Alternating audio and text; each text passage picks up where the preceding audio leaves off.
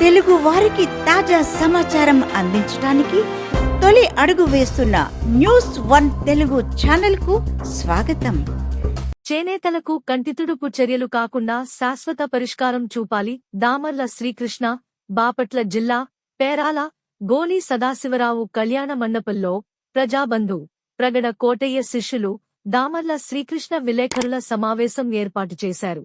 ఈ సందర్భంగా పలువురు నేతలు మాట్లాడుతూ చేనేతలకు గత ప్రభుత్వాలు కానీ ప్రస్తుత కూటమి ప్రభుత్వం కానీ ఏ విధమైన పథకాలు జారీ చేయడం లేదని, కంటి తుడుపు చర్యగా 10-20 వేల రూపాయలు వేసి చేతులు దులుపుకుంటున్నాయని, ఆ విధంగా కాకుండా శాశ్వత పరిష్కారం కనుగొనాలని కేంద్ర, రాష్ట్ర ప్రభుత్వాలను డిమాండ్ చేస్తున్నామని, రాజకీయ పార్టీలకు అతీతంగా ఈ సదస్సును ఏర్పాటు చేస్తున్నామని, ఈ నెల 30వ తేదీన నిర్వహించే జాతీయ చేనేత దినోత్సవంను జయప్రదం చేయాలని పిలుపునిచ్చారు.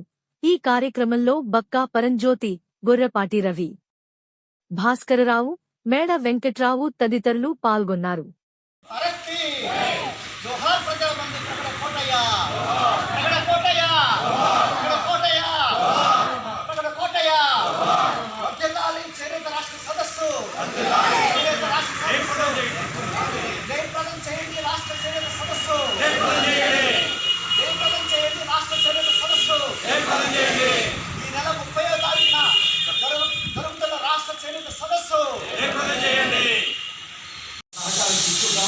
అందరి ఇన్వాల్వ్మెంట్ కావాలి, గొప్పగా జరగాలి.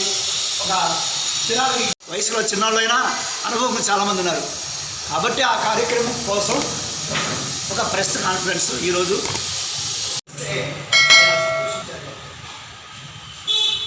ఆ సందర్భంగా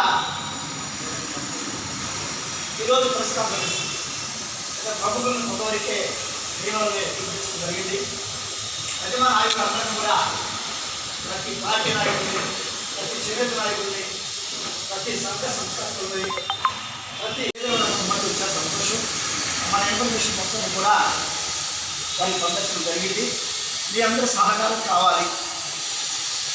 అయితే సమస్యలు ఉన్నాయో ఆ జాతుల కోసం మనం పనిచేయాలనే ఉద్దేశంతో all India Bahujan Samaj party రాష్ట్ర కోఆర్డినేటర్ బక్కా పరంజ్యోతి గారు మరి చేనేతలు ఈ రాష్ట్రంలో, ఈ దేశంలో నాగరికతకి మూలకారకులైనటువంటి ఈ చేనేత వృత్తి కనుమరుగవుతుంది.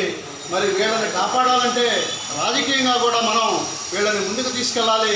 కాబట్టి వీళ్ళ సమస్యల మీద మనం ఒక నిర్మాణం చేసుకొని ప్రభుత్వానికి నివేదిక ఇవ్వాలనే ఉద్దేశంతో ఈ నెల 30వ తారీఖున పెట్టినటువంటి రాష్ట్ర చేనేత సదస్సును ఈ జిల్లాలో ఉన్నటువంటి చేనేతలు, చీరాల్లో ఉన్నటువంటి చేనేతలు, ఈ రాష్ట్రంలో ఉన్నటువంటి చేనేతలు అందరూ కూడా ఇది మన సమస్య, మన కోసం పెట్టిన సదస్సు కాబట్టి అందరూ కూడా ప్రతి కుటుంబానికి కూడా తెలియజేసి అందరూ పాల్గొని ఈ సభని జయప్రదం చేస్తే ప్రభుత్వానికి ఒక హెచ్చరిక పోతుంది.